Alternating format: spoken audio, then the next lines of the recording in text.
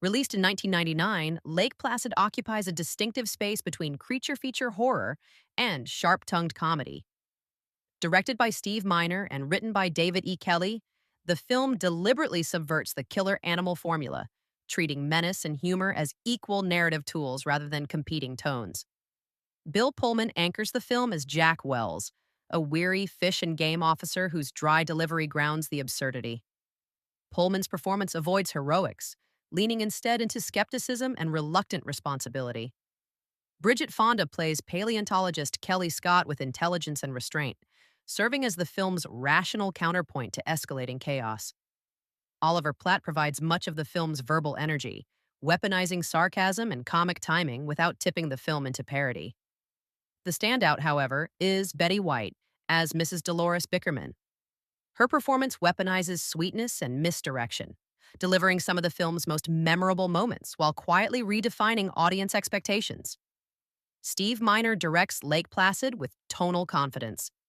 Rather than escalating relentlessly into horror, the film oscillates between tension and wit, allowing danger to coexist with levity. The giant crocodile itself is a mix of practical effects and early CGI. While the digital elements show their age, the creature's physical presence remains effective due to strategic framing and restraint. The film understands that suggestion and timing are more powerful than constant exposure. Importantly, the lake environment is treated as deceptively serene, its calm surface reinforcing the unpredictability of what lies beneath. Narratively, Lake Placid is intentionally simple. The plot functions primarily as a delivery system for character interaction and tonal contrast rather than mystery or escalation. While this keeps pacing brisk, it also limits suspense. The crocodile's motivations are irrelevant, and the threat remains largely static. Some tonal shifts, particularly between death and humor, may feel abrupt for viewers expecting a traditional horror experience. The film commits to balance, but that balance occasionally blunts tension.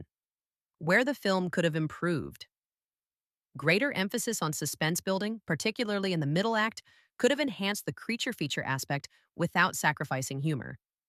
Additionally, expanding the ecological or mythic context of the crocodile might have added thematic depth, though doing so would risk undermining the film's deliberately lean structure.